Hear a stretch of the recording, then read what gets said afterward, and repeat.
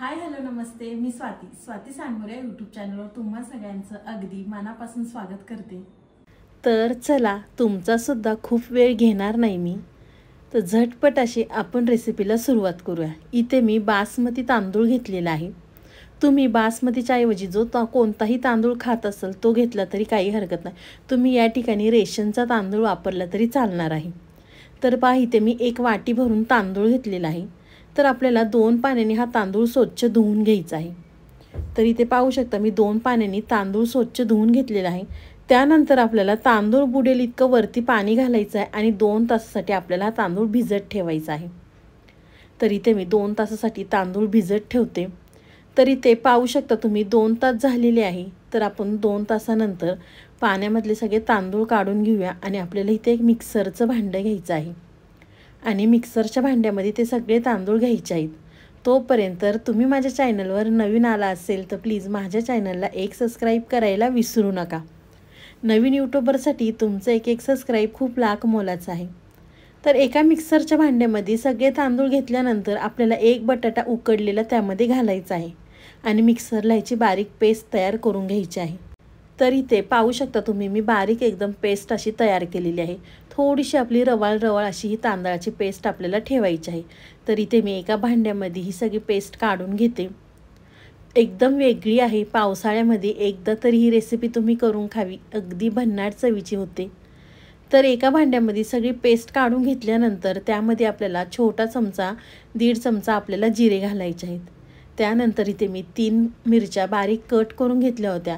मिरच्या तुम्ही तुमच्या तिखटानुसार कमी जास्त करू शकता। तर मिरच्या घातल्यानंतर आपल्याला कोथिंबीर घालायची आहे आणि त्यामध्ये आपल्याला चवीनुसार मीठ घालायचं आहे आणि छान अगदी आपल्याला हे व्यवस्थित असं मिक्स करून घ्यायचं आहे। थोडंसं चमच्याने आपल्याला जोरात असं हे छान अगदी फेटून घ्यायचं आहे, म्हणजे आपली जी रेसिपी आहे अगदी छान, अगदी कुरकुरीत आणि खुसखुशीत होणार आहे। तर पहा, एकदम मी छान चमच्याने व्यवस्थित मिक्स करून घेते। तर एका साईडला आपल्याला आहे ना इथे तेल गरम करून घ्यायचं आहे। तर इथे पाहू शकता मी तेल गरम करून घेतलेलं आहे। तेल आपल्याला कडकडीत गरम करायचं आणि गॅसची फ्लेम आपल्याला इथे मीडियम ठेवायची आहे।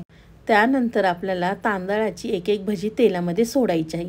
तर इथे मी चमच्याने सोडते, तर मी तुम्हाला चमच्याने सुद्धा दाखवणार आहे आणि त्यानंतर इथे मी हाताने सुद्धा सोडते। हाताने एकदम सोपं जातं, पण मी तुम्हाला चमच्याने सुद्धा दाखवलेलं आहे। तर अशाच पद्धतीने इथे मी तेलामध्ये भजी सोडून घेते। खूप वेगळ्या पद्धतीची आहे। नेहमीच आपण कांदा भजी, बटाटा भजी किंवा तुम्ही कोणत्या प्रकारच्या भजी करत असाल तर एकदा नक्कीच या पद्धतीने करून पहा। एकदम खुसखुशीत कुरकुरीत अशी तयार होते ही। तर तेलामध्ये भजी सोडल्यानंतर आपल्याला लगेच चमचा नाही लावायचा। थोडीशी तेलामध्ये भजीवर उचलून आले की त्यानंतर आपण इथे चमच्याने दोन्ही साईडने छान अशी खरपूस तळून घेणार आहोत।